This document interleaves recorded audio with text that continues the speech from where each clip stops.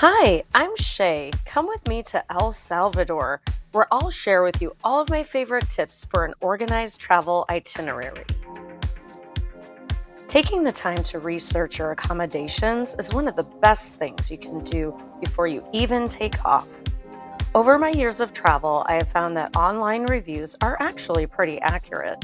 Choose the vibe you are going for: spa like relaxation, middle of the city hustle and bustle, or anything in between. Arrive at the airport in time not to be stressed. Paying for TSA pre-check may be worth it if you find yourself running late often. Arriving early gives you a chance to people watch, read a good book, or just relax.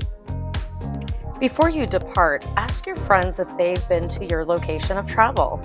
We were introduced to this local guide by a friend who had used his services before. He was a wealth of knowledge and knew all of the very best spots to show us.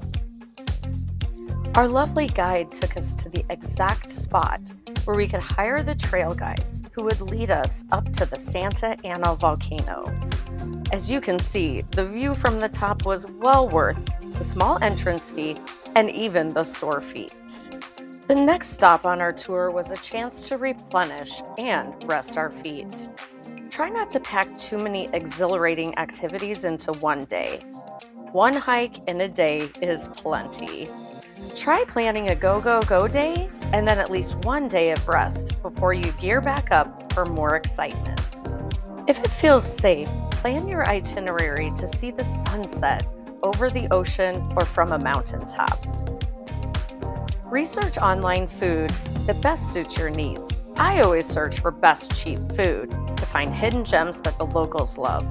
Or find a local and ask them. It's a great excuse to start a conversation and meet someone new.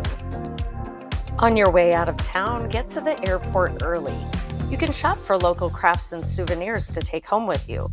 Make sure you have plenty of room in your carry-on for all of your treasures. You might also have time to eat some food at the many airport restaurants and eateries, especially if your flight does not include a meal. Flying with an airline where you have points or a credit card can unlock perks like earlier boarding. Be sure to include your seat preferences when booking your flight. My favorite is a window seat, and it's no wonder why when you consider this view.